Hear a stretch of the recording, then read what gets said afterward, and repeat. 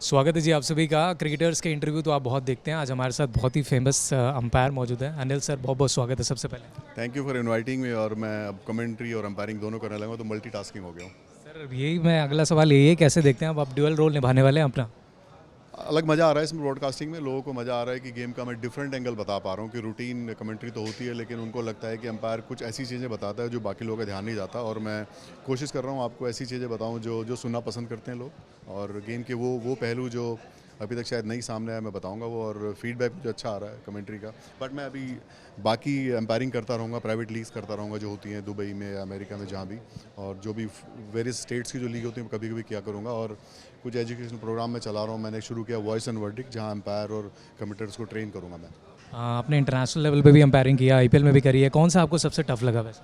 भाई आईपीएल के कुछ गेम बहुत टफ होते हैं। उसका रीज़न है कि जो आईपीएल की जो टीम्स होती है उसमें जो 4 ओवरसीज़ खिलाड़ी डालते हैं ना, उससे टीम बहुत बैलेंस हो जाती है। बहुत सारे मैच ऐसे हैं जो 17 तोड़ते जाते हैं तो लगता है ख़त्म हो गया, लेकिन रीस्टार्ट हो जाते हैं। बिकॉज जो टीम का जो फॉर्मेट और जो बनाया गया है ना कंपोजिशन, वो बहुत चैलेंजिंग है। डीआरएस रूल को आप कैसे देखते हैं, क्योंकि हमेशा इस पे कुछ ना कुछ चलता रहता है, कुछ प्लेयर्स बोलते हैं, कुछ अंपायर्स बोलते हैं, उस पर आप क्या कहेंगे? डीआरएस से गेम को बहुत फ़ायदा हुआ है। इतनी ज़्यादा ट्रांसपेरेंसी आ गई, आपकी ऑलमोस्ट सब कॉलें ठीक होने लगी हैं। और एम्पायर से एक्स्ट्रा प्रेशर हट गया है।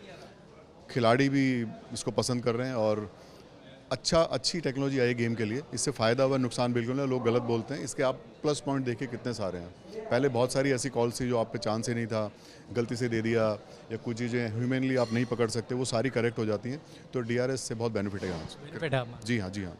एक इंस्टेंस था आईपीएल में, एमएस धोनी वॉक करते हुए आते हैं और वो मैच अभी भी लोग जानना चाहते हैं as a fan viewers point of view आपसे, कि वो किस तरीके से आप देखते हैं उस इंस्टेंस को। वैसे रेयरली वो होते हैं, एमएस धोनी को इतना गुस्सा आता है, उसको आप कैसे देखते हैं? वो इस तरह के आदमी है नहीं, पर I think heat the moment वो हो गया। और कई बार क्या होता है, बाउंड्री से अंदर 1-2 कदम आते हैं, अब फ्लो में आपको शायद आइडिया नहीं रहता कितना अंदर आप आ गए हो। और उनकी पर्सनैलिटी के साथ वो जाता नहीं है, और वो उन्होंने भी रियलाइज़ किया है। और हीट द मोमेंट हो गया होगा। पर वो इस तरह के आदमी है नहीं। वो इतना अच्छा, मतलब गेम को समझने वाले, गेम को रेस्पेक्ट करने वाले हैं। उनकी पर्सनैलिटी से वो कहीं भी मैच नहीं करता। क्या एमएस धोनी का ये आखिरी बार हम उनको आईपीएल में देखने वाले हैं, अभी और भी बहुत आना बाकी?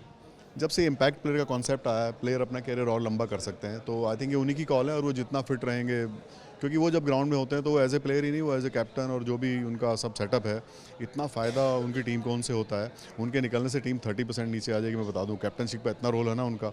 और उनकी कीपिंग बहुत आउटस्टैंडिंग है। कीपिंग की बातें नहीं करते लोग उनकी। हम लोग अंदर होते हैं, हमसे पूछो कैसी कीपिंग करते हैं भाई, वो कैसे कैसे रन आउट मारते हैं, और कितना अच्छा डीआरएस वो लेते हैं। आप वो क्यों भूल रहे हो? तो अब टीम को बहुत फ़ायदा है उनसे।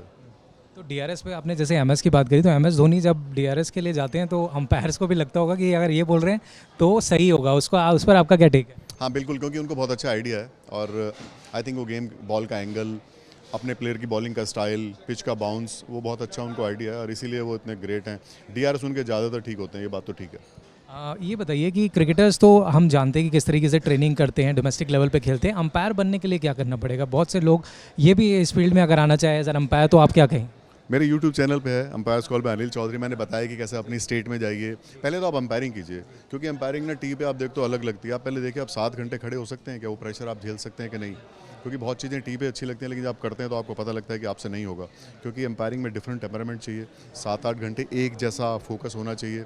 बैटिंग बॉलिंग करते हो तो आप अंदर जा सकते हो, बाहर आ सकते हो, लेकिन अंपायर को बराबर उधर ही रहना पड़ता है। आई थिंक पहले वो थोड़ी अंपायरिंग करें, फिर अपनी, उन्हें लगता है कर सकते हैं, अपनी स्टेट बॉडी पे जाएं, पता करें कब एग्ज़ाम है, और फिर एग्ज़ाम की तैयारी करें। सर रैपिड फायर आपके साथ करूंगा। आपके हिसाब से बेस्ट कैप्टन कौन है इस समय? एम एस धोनी है। और रोहित भी बहुत बढ़िया कर रहे हैं आजकल। रोहित भी बहुत सेटल नज़र आते हैं। बेस्ट बैट्समैन आप किसे मानते हैं? ओह, रोहित शर्मा। मैं तो हमेशा रोहित शर्मा, विराट कोहली, दोनों में एक साथ रखता हूँ। बांटना मुश्किल होता है। फिर मोहम्मद रफ़ी, किशोर कुमार को कैसे बांटोगे? Best wicket keeper? अभी धोनी तो जा चुके हैं। और ऋषभ अच्छी कर रहे हैं। ऋषभ थोड़ा बीच बीच में फिटनेस का रीज़न कई बार हो जाता है उनका। I think he is doing well. Best bowler जिनको जो अपील करते हैं, आपको लगता है यार ये अपील कर रहे हैं तो आउट होता ही है ज़्यादा? अगर आप आईपीएल में गए तो वो जो सुनील नारायण है, उनको काफ़ी आइडिया है। और बुमराह बहुत आजकल खतरनाक बॉलिंग कर रहे हैं। उनके यॉर्कर्स और उनका जो है, और जिस दिन रिदम में मोहम्मद शमी होता है वो नंबर 1 है। उनके फिर आसपास कोई भी नहीं है जब उनका बॉल स्विंग होना शुरू होता है। तो क्योंकि मैंने एक मैच किया था आईपीएल में, 5 रन टीम को चाहिए थे सुपर ओवर में, और 5 रन ही उन्होंने बनने नहीं दिए। तो देखिए क्या क्वालिटी है, दुबई की बात है ये। एक चीज़ जानना चाहूँगा, इम्पैक्ट प्लेयर आपको क्या लगता है, टीमों को फ़ायदा पहुँचा रहा है या टीमों को नुकसान हो रहा है इस आईपीएल इम्पैक्ट प्लेयर? इससे रन ज़्यादा बनने लगे। आप देखिए, जो आपका जो रन बढ़ गए हैं उसका रीज़न शायद इम्पैक्ट प्लेयर ही है, क्योंकि एक प्लेयर एक्स्ट्रा आ जाता है। कॉन्सेप्ट है, ट्राई कर रहे हैं गेम और एंटरटेनिंग करने के लिए। एक और पॉइंट आ गया है कैप्टन्स को, टीम्स को प्लान करने के लिए कि इम्पैक्ट प्लेयर किसको लेना है, किसको कब लेना है। आई थिंक देखने वालों को भी मज़ा आता है कौन इम्पैक्ट प्लेयर आएगा, तो एक और एक्स्ट्रा टेक्निकल आस्पेक्ट गेम में आ गया है। आज के टाइम पे जैसे हम देखते हैं कि अगर बॉल अगर एलबीडब्ल्यू होता है तो सीधा डीआरएस लेकर के थर्ड अंपायर पे चले जाते हैं। आज के टाइम पे कितना मुश्किल आपको लगता है कि अंपायरिंग होगी और कितना प्रेशर अंपायर पर होता है कि वो अपनी मतलब जस्टिफाई करने के लिए कि मैं जो डिसीजन दे रहा हूँ वो ज़्यादातर सही हूँ। देखिए टेक्नोलॉजी से प्रेशर तो है, लेकिन आप इसको ऐसे लीजिए कि अगर मैंने कोई अच्छी कॉल दी तो वो भी तो बैक कर रहा है ना डीआरएस, तो आप उसकी पॉजिटिव साइड लो और आपको काम आता है तो फ़ायदा ही होगा। डीआरएस से क्यों नहीं होगा? अब आपकी जनरली ज़्यादातर कॉलें ठीक आनी चाहिए, तभी आप अच्छे अंपायर माने जाते हो। आपको कोई मैच अभी बहुत सारे मैचों में आपने किए हैं, कौन सा मैच आपको लगा ये मुश्किल था यार, यहाँ पर अंपायर करना बहुत टफ रहा?